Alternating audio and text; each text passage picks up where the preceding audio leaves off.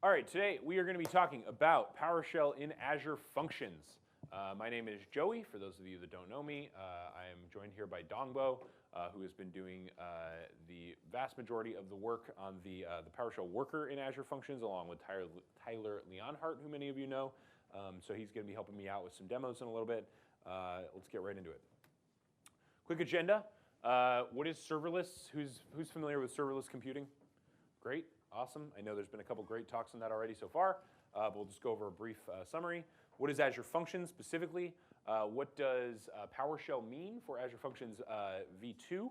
What's missing from today's public preview? Any caveats that you might want to be aware of as you're building out your first Azure Functions? We'll do a demo.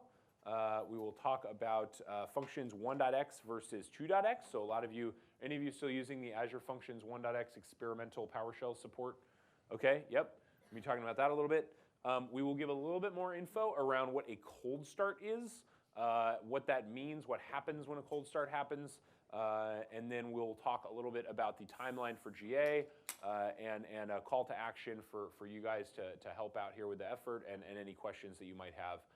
Although I've got some questions for you as well as we figure out what the right thing to do here is in Azure Functions. So awesome. What's serverless? So we could bike shed for hours. We could sit in a room and everybody could talk about what they think serverless really means. But generally speaking, at a high level, there are a number of things that serverless typically entails. The big one is that you don't have to worry about infrastructure, right? So you're not hosting VMs. This isn't an infrastructure as a service thing. PaaS can be serverless, SaaS can be serverless, FaaS can be serverless. Those are platforms, software, and functions.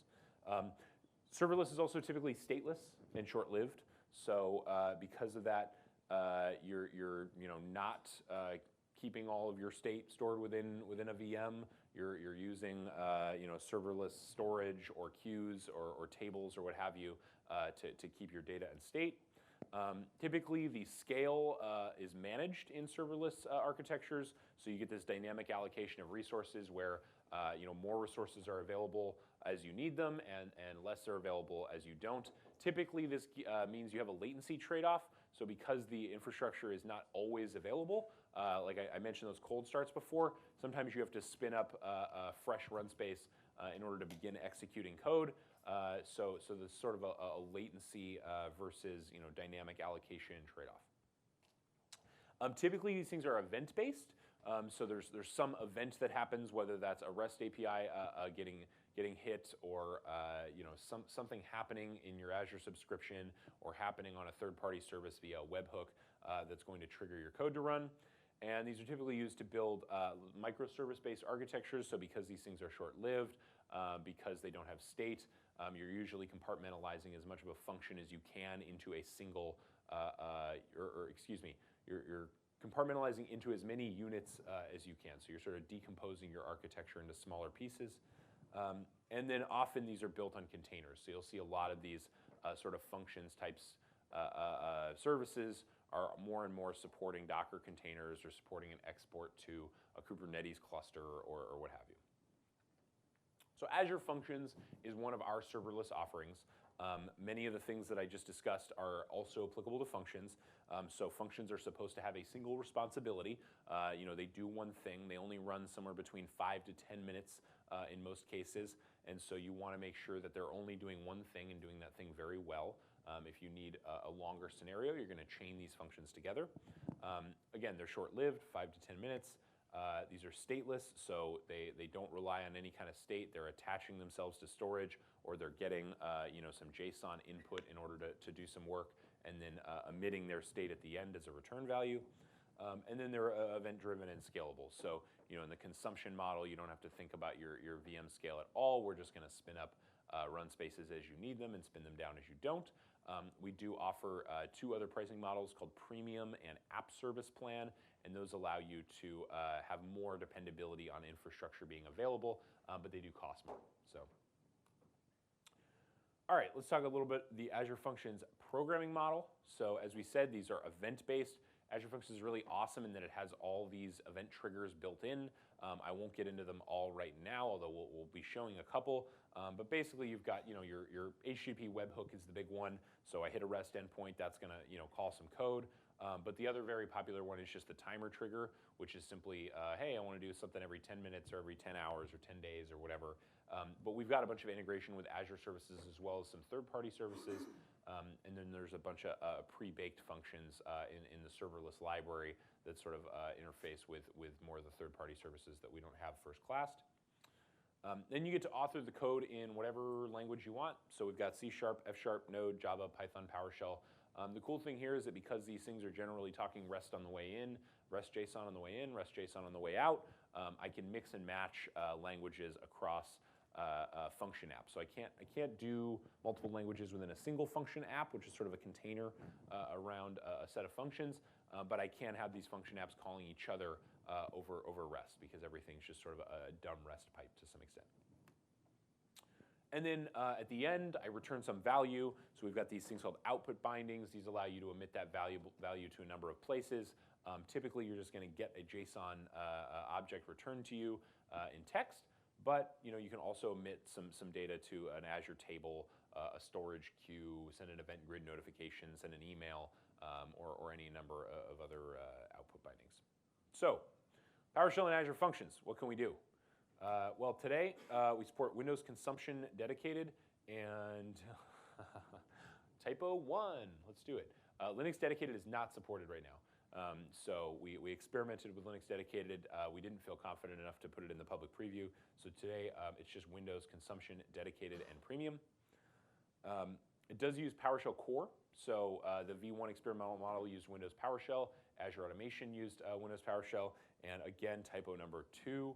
I'm in trouble here. It's not -RC. I can see Tyler frantically shaking his head in the back. I cannot believe you left that out. So yeah, this is running 6.2.0 final now, so apologies there. But it is a fully native programming model as opposed to the V1 experimental. So this was not something where we're piping text in and out of files anymore. This is a fully native PowerShell object that you get as soon as you enter the function code, which makes your life much easier. You don't have to parse JSON. You don't have to sort of wrangle the object yourself back into text when you emit that output binding. We do support all of the triggers and bindings that are currently in 2.x. I will say that as we built these demos, I found some bugs in some of the templates that are a little on the lesser used side. But generally speaking, the triggers and bindings all work. It just sometimes takes a little massage from the template.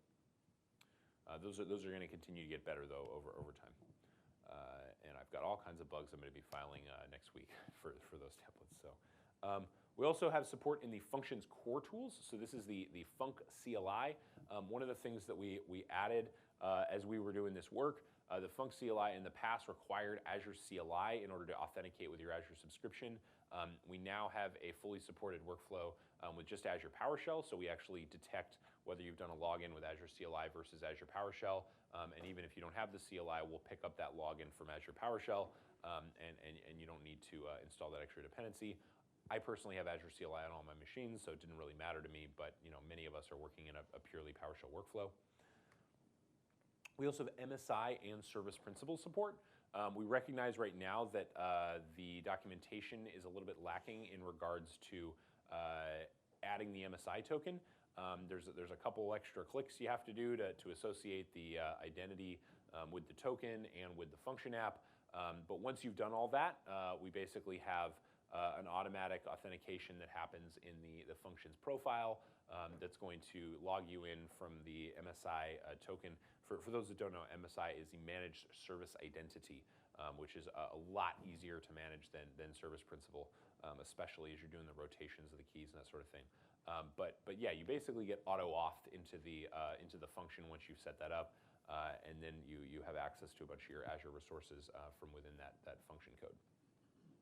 We also have support for something called managed dependencies. So today, this only supports the AZ modules. There's a little requirements.psd1 in there that says we're grabbing AZ1.star. And basically, the Azure Functions service is going to continue keeping that module up to date over time. In the future, we are going to support all the modules. We actually have an explicit block right now in the code to not do anything but AZ, and that's because we're still stress testing what happens if you go shove 50 module dependencies in there, and how is that going to affect your cold starts and that sort of thing. But the intent here is to really support arbitrary modules out of the gallery, and then eventually possibly even arbitrary modules out of arbitrary repositories. And so we're going to continue growing that support over time to make the management of your module dependencies a lot easier.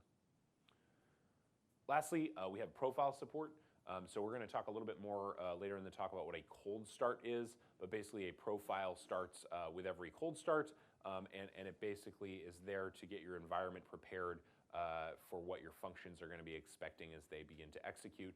We ship a default profile template that does that MSI-based authentication that I discussed earlier,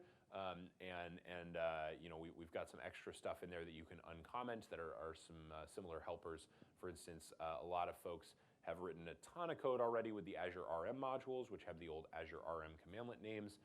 So we have a commented line in there that you can uncomment to get the Azure RM aliases back, right? Enable Azure RM alias for the AZ module that gives you the old commandlet names, so you don't have to rewrite the bulk of your business logic if you're trying to migrate stuff into Azure Functions.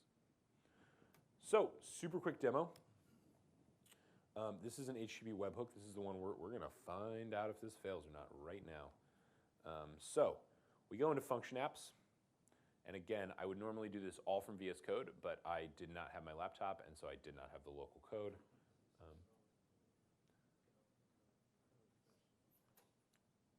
So literally portal broke, you're saying in the last half an hour you're getting repro? That's freaking awesome, man. We're going to try, because I'm wired in, I'm hoping that it's like maybe just the, so if I go function apps,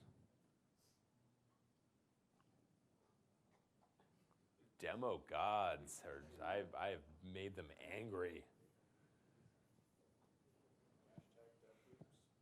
So the interesting thing here is that had I written down the URL, I don't have the endpoint URL. Is it just, it's just the like message to teams? Yeah. We're gonna do it super live here. Just replace this part with yep. message to teams. So we've got that. Okay.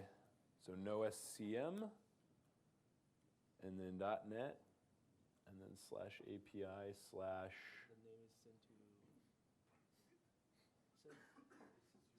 send teams message. I think that was it.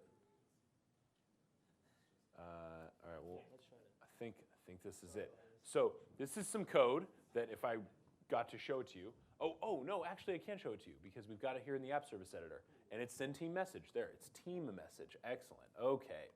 So this is actually the code. This is this is like hidden behind a weird little button. This is called the app service editor. They just shipped this. It's Monaco based. It's way better than everything they've had before, and is really fast and actually way better for editing the stuff if you have to do it on the web like I'm stuck doing right now. So check out the app service editor. But in here we've got a couple things. So we've got a modules folder. I've done a save module of the PS Teams community module inside this folder locally before I did the deployment. And that ensures that that's going to be added to the PS module path for the function when it runs in this context. Then we've got our profile.ps1. This again is what I was showing before, or talking about before, where the MSI secret is automatically grabbed. You guys probably can't see this at all in the back, huh? No. Nope. And now it's telling me to reconnect. That's sweet. This is, we're having so much fun, guys. Woo!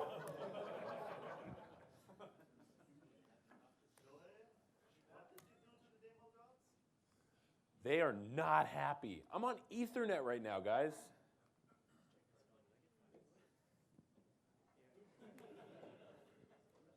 This is sweet. Okay, so check this out. So we pass in this query parameter. You probably can't see this either here, but this says we're going to do this.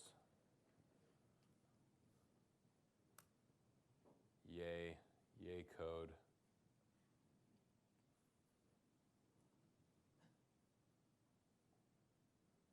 are we doing now, laptop? So this is the URL that I'm going to be pasting in. All right, so this is the name, message to Teams is the name of my function app. The name of the function itself is send team message. And then I'm going to pass one query parameter, which is Dongbo. And I've got a pre-baked body in there. It's going to go to the PS Teams module. I've set up, the PS Teams module uses a tokenized webhook URI in order to authenticate with Teams and push to the right channel. I've stored that as an environment variable inside the app service editor. The app service itself. So you put all your secrets into a bucket that the app service instance picks up and then sends over an encrypted channel and sticks as an environment variable into your function so that you don't have to store your secrets in a JSON file or handle certificates or anything like that. So this is going to send a message to a channel.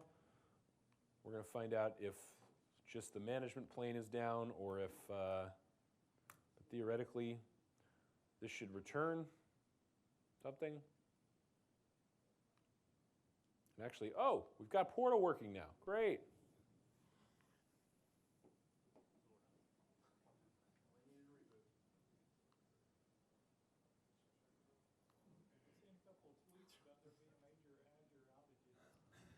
I think, yeah, I think that's happening right now. So we're just going to keep rocking on. I don't want to waste all of your guys' time looking at spinning loading bars, but this is definitely supposed to, send a message out to this Teams channel, and that would have been really cool. It would have said, "Hello, Dongbo. Welcome to PowerShell Summit. Hope you're having a fun time, everyone." But I'm going to go ahead and swap back over. If we get some time at the end, we'll come back and look at the code because I know that's really anything anybody wants to see. Yeah, apologize for that, guys. This is how it goes. I don't see that screen. Oh, there we go. So, what's not there was not there. Yes. So what do we not have yet, right? So one of those is Linux support. Again, we think that this will come and be coming down the pipeline. Right now, this is primarily supported for Python, but we'll add this as Linux support matures. There's also something called durable functions. Durable functions you can kind of think as conceptually similar to the way workflows work. So it's a concept inside of Azure Functions that allows you to save the state of a function call so that you can asynchronously. Let me rephrase that. It allows you to asynchronously call more Azure functions and then save the state of them to some kind of persistent storage. So if I've got some large orchestration that I want to do, I can asynchronously call, say, 5 functions that all are going to take their own 5 to 10 minutes, and then that sort of master function is going to keep calling itself until the return values of those subsequent functions are found in the persistent data store. That's a long-winded way to say you can checkpoint your return values, basically. We think that this might be useful to people, but it's a lot of work, and we would like to understand, how people will want to use it in the future. So if there's longer running orchestration that you'd like to do, please come find me afterwards. We can talk about durable functions a little bit and find out if it actually meets your needs, because it's got a bunch of its own caveats, and as I said, it's very expensive for us to go and implement. So none of the things in these lists, I should say, are guaranteed to come in the future, but some of them will, and we're still kind of working out which ones right now. So. Support for Windows PowerShell. This is one that will not come in. We're not going to do a Windows PowerShell version of the functions worker. However, if you're running on Windows, it's perfectly fine to shell out to PowerShell.exe. So it is there in the sandbox. You are allowed to call it. And if you've got some modules that require it, you can get the sort of dead object back from PowerShell.exe as CLI.xml and actually continue using it in pipeline scenarios with PowerShell core. I will caveat that the Windows compatibility module does not work inside of this sandbox, specifically because that leverages WinRM implicit remoting, which is not something that you have access to within the functions runtime. So you do have to shell out to PowerShell.exe, but if you're running into problems here, please let us know, because we realistically should just be getting whatever modules you need working in PowerShell core. Also, this concept of live trigger or binding objects. So in C#, they're using a bunch of the well-defined Azure SDK types.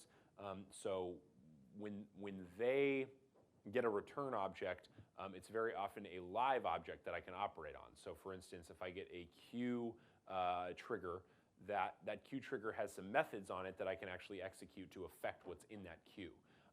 All the other languages happen out of proc, which Dongbo is going to be getting into in a second with the architecture. But basically that means that by the time the trigger gets to PowerShell, it's a dead object. So there are some ways that we might be able to work around this if it's useful to people to have those live objects. I believe that there are some scenarios that are useful with Azure PowerShell, where when I get a live storage queue object, for instance, that has those methods on it for execution, I can do some fun stuff in Azure PowerShell with those.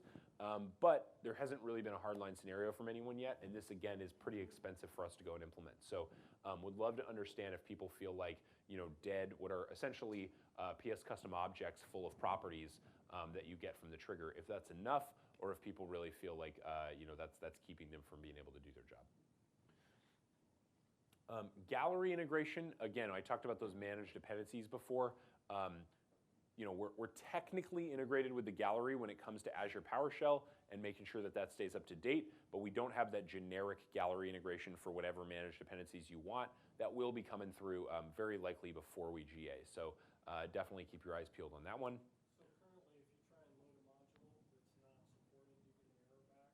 No, so this is specifically, and I'll actually just show this really quick, if I can.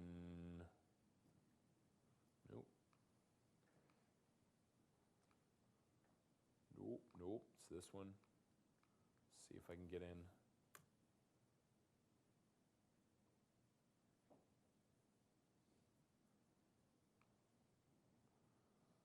Function apps, they're still not being enumerated. Sweet. So basically, there is a requirements.psd1, and then there is a modules folder. In that modules folder, you can ship whatever the heck you want, and that's going to be part of your PS module path. So for this demo for Teams, I did a save module of PS Teams, and that when I did a publish or a deploy, it zipped up everything in that whole giant function app folder and shipped it up. The requirements.psd1 it's just a manifest, and it just says, hey, AZ equals 1.star. And when the worker starts up, it's actually going to ask the gallery, hey, I need Azure 1.star. Like, do I have the latest one gallery? And so today, that only works for AZ. In the future, you'll be able to add whatever arbitrary PowerShell gallery modules you want to that manifest with an arbitrary version string, and the worker's going to make sure that that stays up to date for you. But we were worried that if you went and added 20 modules there, worker startup might take 5 minutes, and then we've defeated the whole point. So that's what we're still working through right now. Awesome. And does anybody else have any questions? I know this is like a lot of information, so feel free to stop me, raise your hand at any time. Cool. Support for dollar returns. Does anybody know what this is? This is like sort of a helper if you've ever used Azure Functions. Great. If nobody knows, then nobody cares, and I'm going to keep moving. We also discovered this week that add type does not currently work. This is just a bug. I think we know how to fix it, which is that we just need to add some new files to the worker. Yes. Yeah, we will be totally honest. We discovered it like 4 hours ago. So add type's busted. We'll work it out. I think we know why, and hopefully we can figure out what the fix is. So one quick caveat that everyone should know when using Azure PowerShell, and this would be a lot more interesting, I think, if you were able to see the code that was in that Teams demo to know what's going on already. But the basic gist here is that Azure PowerShell executes things synchronously, right? So when I say, give me a new VM, Azure PowerShell says, okay, Azure, go give me a new VM, and then it sits and polls Azure and says, hey, Azure, is the VM ready? Is the VM ready? Is the VM ready? And it'll just sit there and block your session the whole time that's happening. So of course, Azure PowerShell did this nifty thing, and they added the -as job parameter, right? So you don't have to do the job management yourself. You say -as job, that creates a job object, and you're able to use your PowerShell session just like you wanted to before. The problem is that job is still doing that polling. So it's sitting in the background, still asking, hey, Azure, am I done? Am I done? Is the VM ready?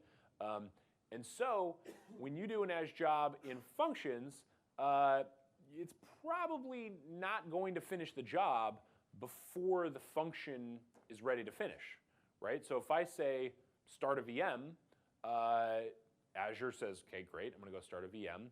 And then Azure PowerShell sits and asks if it's ready. And then the function has nothing else to do.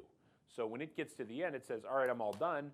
And maybe the run space continues with the job, maybe it doesn't. There's, functions offers no guarantee there past the 5-10 minute window.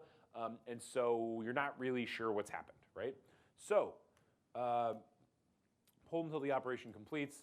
Without the as job, it will block an Azure Functions webhook until the timeout. So we have a hack. This is a hack. We're going to fix this in the future. But the way you're supposed to do this now, you start the VM as a job. Maybe you do a stop. You do some synchronous stuff as job. And then before you get to the end of the function, sleep for 30 seconds. Maybe 10. Some people say 10's fine. 20's probably fine. But the point here is that the job goes off, and it says, Azure, start creating the VM, or start starting the VM.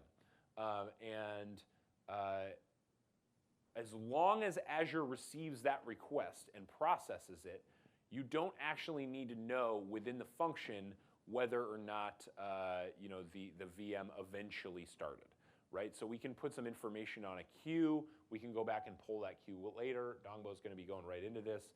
But basically, that 30 seconds is just long enough to make sure that the job has time to tell Azure what it wants to do. But it's never going to go long enough to get that return back to know that that was successful. You'll need to handle that in another function. In the future, we're working with Azure PowerShell. They're going to add a new parameter, probably something like ARM only or deploy only, and that's just going to do the deployment, not poll Azure to find out whether it's done, but rather just return to you a deployment ID that you can go and check on later. So that's really the way we want it to work, but today, if you're doing stuff in Azure, you need to know about this hack. So, Dongbo, let's turn my mic off and get you going, man.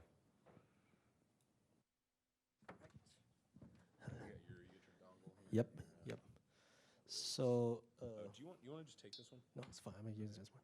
Can you All right, yes. Sorry. So that's HDMI, and this is Ethernet if you need it. Yep. Don't need to take more.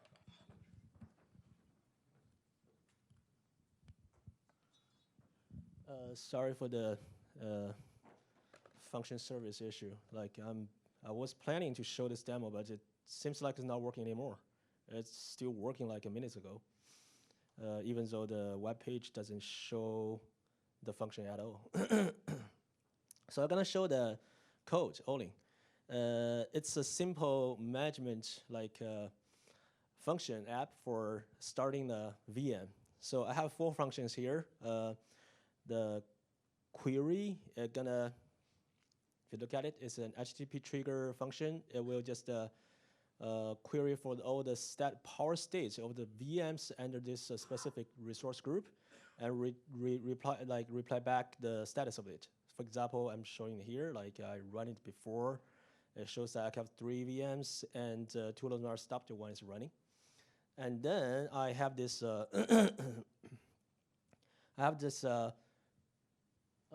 VM stack queue. So if I want to start a VM, I just call this method. This function. This is a HTTP trigger function, but it has 2 output bindings. Let me show you. It's HTTP trigger functions, but it have a HTTP out binding and also have a queue out binding. So what it does is actually receive the VM name to be started and check the status of it. If it's already started, then just return without doing anything else. If it's not, you're gonna push a work item, which is actually the VM name, into the queue. The queue's name is VM start queue. And then this queue item will trigger another function to run, which is the VM start action. Let's take a look at it. So it's a queue trigger. Here it is, sorry. It's a queue trigger function, and that does not do any output bindings. So what it does is that it's take the VM name, you're gonna start it, just like what Joey showed you. I'm gonna sleep for 10 seconds, And then I'm gonna push a queue message to another queue called check queue with a visibility delay of 10 seconds. So it's gonna be awesome if we can support a queue out binding with a visibility delay, which actually, it means, okay, I'm gonna push a message to the queue, but the message won't show up in the queue immediately. It will show up after this 10 seconds. Today in the Azure Functions, only the .NET functions is able to do it because F# and C# script are running in the same process of the function host. They are able to do this, but for all other languages, they are running the separate worker process, and there's no support from the runtime layer yet to support this visibility delay setting for this queue item, for the queue message. So what I'm doing here is that I have a simple wrapper helper module, which is, I'm gonna use this get Azure queue storage queue from the Azure PowerShell module, get back the queue, and then call this method on it, add message, with this time span, which defines the visibility delay. Well, you're gonna see this. It's kind of awkward, this type.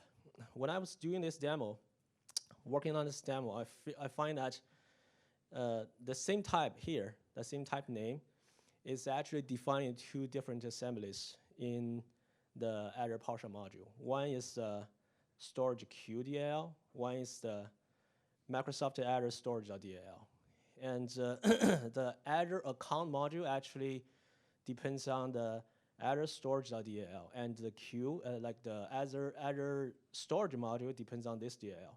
So it make PowerShell confused to, like, it doesn't know which type you're actually asking for. It's gonna find the first one and return back to you, but it turned out the type it returned is from the different DLL, and when you're constructing this message and pass it to this method, you're gonna fail because this method is expecting the type from another DLL. So it's kind of awkward. We will file an issue later, but it has a workaround, which is to give the fully codified name for the type, including the assembly name. So let's go back to the action. I can, but I never run it locally. Oh, it's still gonna depends on the services in because we have a SendGrid, and let me finish this. F5 and pray. Sure. Okay, let me finish this first. So what the VM start action does is that start it and queue another message into a different queue with a visibility timeout, which means that the message will show up in 10 seconds. And then in 10 seconds, it's gonna trigger another function run, which is status query, it's the status report. And if you look at the status report, it's a queue trigger function, and its output binding is a SendGrid. It allows you to send an email. So in our report, has anybody used SendGrid before? It's yep. Twilio's email service. It's actually pretty sweet. We set it up in like half an hour. Yep.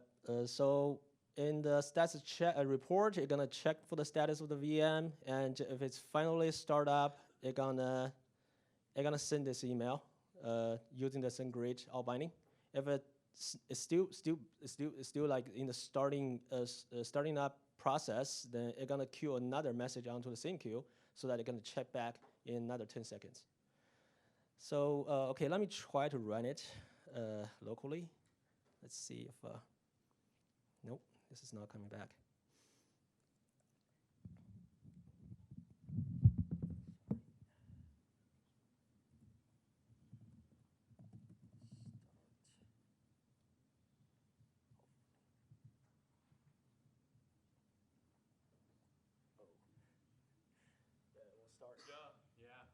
Sorry. So I can show you what's gonna happen once I try to restart the machine. Eventually, it's gonna come back and send me a message like this. Eventually, after the VM startup. So sorry that I cannot show it live. It worked hundreds of times. Yeah. You can see all the messages I received. Right?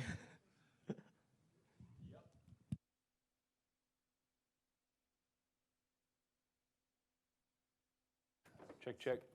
So, we're okay. We're okay. Sorry about this. Everything. Hopefully, we'll check that. Sorry, guys. Forgot it was a mic drop. Yes, that was a mic drop. That's awesome. So yeah, I officially I can't even authenticate into the portal right now. I'm completely broken. So that's awesome. And Tyler was pinging me as I was off stage here, asking why we couldn't run these locally. And the problem is that they're all dependent on API keys that are stored up in the cloud because we don't want to put them in text files on the local machine. So none of it works. It's just great. It's great. So we'll try to get the demo code up online, give you guys some ability to clone that thing and repro this yourself. They are very cool. I mean, the ability to emit to SendGrid or to Teams message. The other aspect of my demo is really that I'm using a really awesome module that someone out there in the community did for PowerShell Teams messages that if you guys haven't used yet, PS Teams lets you just send some messages on. Pretty cool stuff. I think there's a PS Slack out there too that does the same. I know Brandon's in here. He's probably got 5 different ways to send a Slack message in PowerShell. So just going through this real quick. So this is basically the differential between the two old or the old and the new architecture of the 1.x. Dongbo alluded to this. I'm gonna kind of gloss over this because we're running low on time. But basically everything was net framework based in v1. And the host and worker were on the same process, which allowed them to share more of that sort of live objects. Because we're going over this inter-process boundary between the language worker and the .NET Core-based host over on v2, we have to do a serialization to JSON before PowerShell gets it. The reason that that's not applicable for .NET is because they're actually running the .NET worker from within the same process. They kind of cheated a little bit, but it means that they get all kinds of awesome features there. It's just that we were not able to do the same for resource reasons. 2.x does have way more of a triggers and bindings, so we support a lot more stuff right out of the box. And I highly encourage you, if you're interested at all, to check out this awesome deep dive that Dongbo wrote on the v2 architecture for PowerShell. Really anything you'd ever want to know about how we implemented it and how the serialization is happening and every step of the run space initialization and pooling, it's all in there. So definitely check that out. So real quick, cold starts. What are they? Basically, cold start is when we don't have a run space ready to go. And a warm start is when you've already executed one and it's hanging around. We clear the variable table out, but we don't do anything else to the state of the run space, and we reuse it for your function app. There was some question in Kirk's talk earlier this week about whether or not we're reusing run spaces between tenants. No, we're not reusing run spaces between tenants. You definitely get your own run spaces for your own function app, and we determine whether to do a cold start or a warm start based on whether something's been executed in your function app. Cold starts take a lot longer. What are they, like 10 to 20 seconds, Dongbo? Here, It might be more if you turn on this dependency management feature because it takes some time to download the AZ module. So yeah, basically maybe 30 seconds sometimes. Yeah, maybe sometimes even more. No, you're good. We're working to get that one down. Like, we recognize that that's too high. But there are some strategies for keeping them warm. As I said in this first one here, the longer between function invocations, the more likely you're going to hit a cold start. Now, the flip side of that is the more often you're executing, the more likely you're not going to hit a cold start.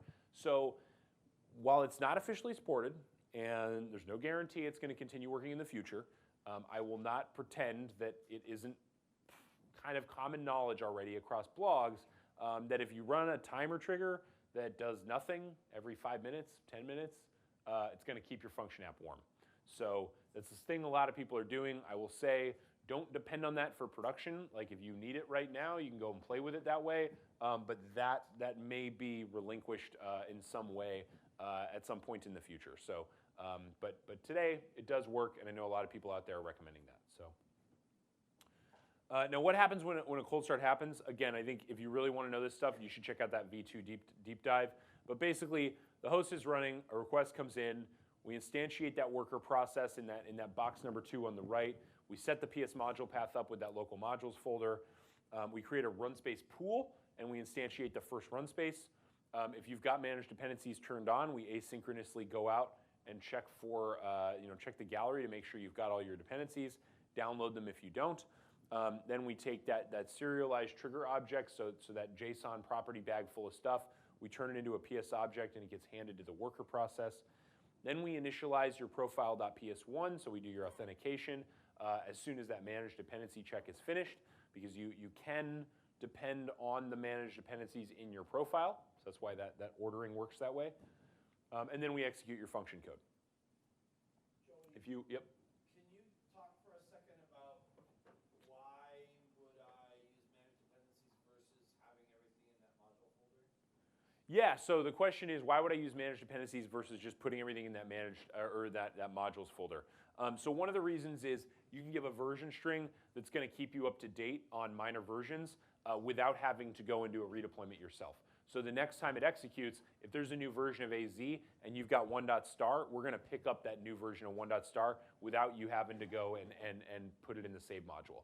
The other problem that I've experienced a lot is that it's really frustrating when you want to do, you say you've done an install module of foo on your box, and then you want to ship foo up to your function app.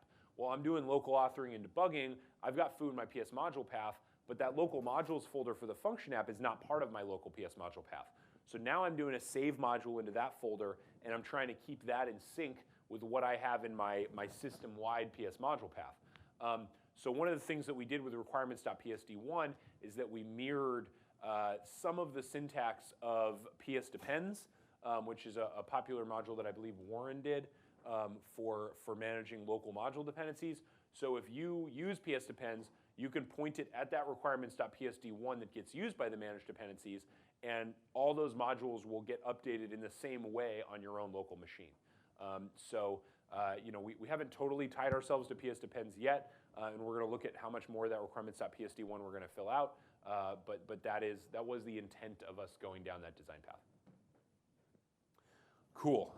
We're definitely low on time here. All right, PowerShell and Functions v1. It's going away. It's never going to be supported. It's not native. We don't like it. Used files and strings. If you're using this today, don't. Use v2. Cool. We're going next. Timeline. We shipped public preview on Monday. Woohoo! Azure Friday happened on Friday. Check out, Eamon did one with Scott Hanselman. That's fantastic. GA. The more feedback we get, the sooner it's going to be. Even if that feedback is, Joey, it's perfect, ship it. I want to hear that, because then we go and talk to our management, and we go, they said it's perfect, we're ready to ship it. Deprecation removal probably happened, of 1.x, probably happened sometime after GA, but TBD right now. That's it on the timeline. I know people are snagging pictures and stuff, so yep, soon, hopefully. Call to action. Please, please, please, convert your functions v1 to v2. File issues. We've got everything in open source already. All this, I think shout out to Kirk Monroe and a couple other people who found this repo before we had even shipped a private preview and was giving us actionable feedback on our programming model. Serverless-library.net is kind of like the PowerShell gallery, but it's a bunch of pre-baked functions. They're going to be adding PowerShell as a supported language to that thing. They told me possibly by the end of my talk, but it's probably going to be more like early next week. But definitely check that out. Some possible ideas that have been floated for stuff we'd love for people to contribute. If a VM gets deleted, remove it from monitoring. If we create a resource group, look up the cost center and tag that with some number. If a SQL server gets created, add some AD groups to give it access. If a VM, that should say CPU, spikes above 90%, send a Teams message to the on-call channel. If our storage latency goes over 50%, open a GitHub issue. Certificates are expiring in some number of days. Send an email notification to the people responsible.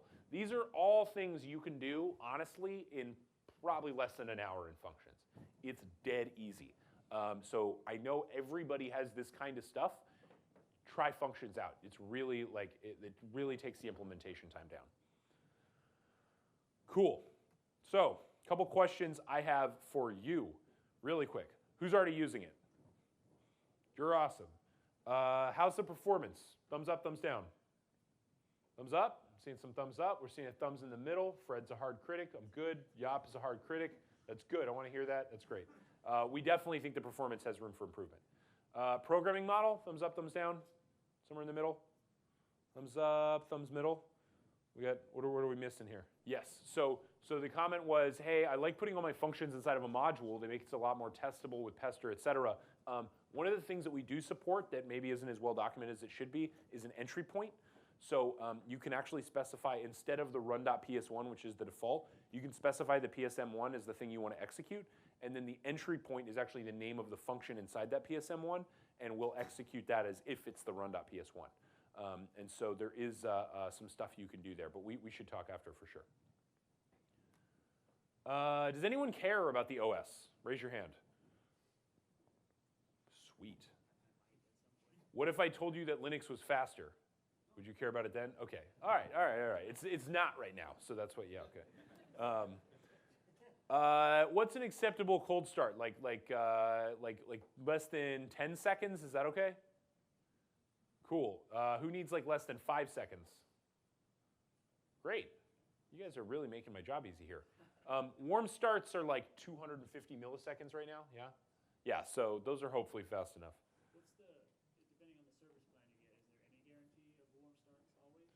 Yeah, so the question is, depending on the service plan, is there ever a guarantee of a warm start? If you pay for an app service plan, that means you have an app service VM running all the time. That means that there's always a warm start because you're paying for that VM to run. You're not paying for the execution. We offer a model called Premium. Premium is like the app service plan. We only mandate that you have one VM running at a time, and then we do auto scale up and scale down for you of new app service instances depending on how many requests you're getting. But it allows you to run a lot heavier VM than the current consumption model, which limits you to like a single core 2 GB RAM VM or something like that. Is there any modules that people want to shout out that they need in PowerShell core, given that we don't have Windows PowerShell and functions, that you have to have in order to use functions? PNP? Like Office PNP? Okay, definitely. Glad to hear that. Any others? You guys are awesome. Well, with that, thank you. I appreciate all of your patience. I'm assuming that this Azure service outage is going to end probably in the next 3 minutes. If anybody does want to talk about the code afterwards, we can hop in and look at that just outside. I hope everyone had a phenomenal summit. I really appreciate everyone sticking around for a final session. Have a great flight home, and we will see you next year.